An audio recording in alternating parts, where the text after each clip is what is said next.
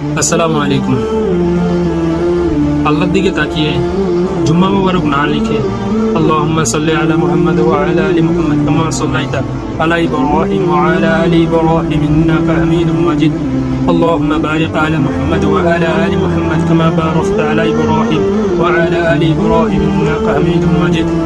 এটা লিখে পোস্ট করে দেন। না, একবার পোস্ট করলে আপনার একবার নেকি হবে, এবং যারা যতজন দেখবে সবাইরই নেকি হবে।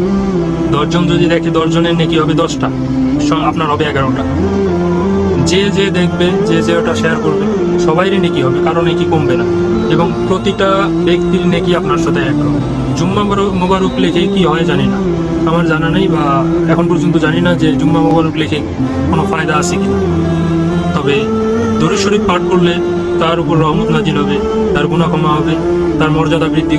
আল্লাহ আমাদেরকে বোঝার তৌফিক দান করুক। আল্লাহুম্মা আমিন।